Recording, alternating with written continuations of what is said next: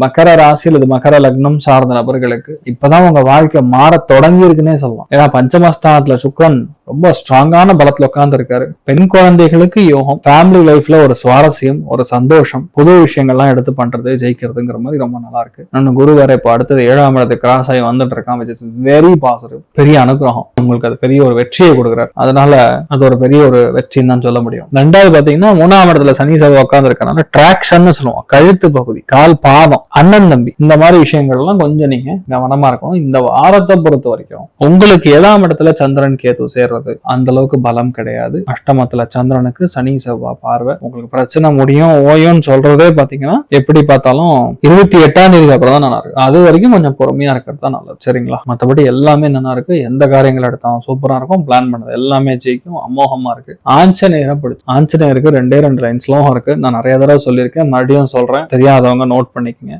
அஞ்சனா கர்ப்ப சம்பூதம் குமாராம் பிரம்மச்சாரினம் துஷ்டகிரக விநாசாய ஹனுமந்தம் உபாஸ்மகே. எவ்வளவு மோசமான கிரகங்களா இருந்தாலும் ஆஞ்சநேயருடைய ஒரு அனுகிரக கடாட்சத்தின் மூலமா நம்ம அந்த பிரச்சனை இருந்து வெளியே வருவோம். அதனால நீங்க ரொம்ப நல்லா இருப்பீங்க, தெரியுமா இருங்க. இதை மட்டும் பண்ணுங்க. அதனால ஒரு ஸ்ட்ராங்கான ஒரு பிளேஸ்மெண்ட் தான் இந்த வாரத்துல நடக்க போறது. தைரியத்துக்கும் தன்னம்பிக்கைக்கு மட்டும் குறையில்லாம இருந்தா எல்லாமே நல்லபடியா நடக்க முடியும்.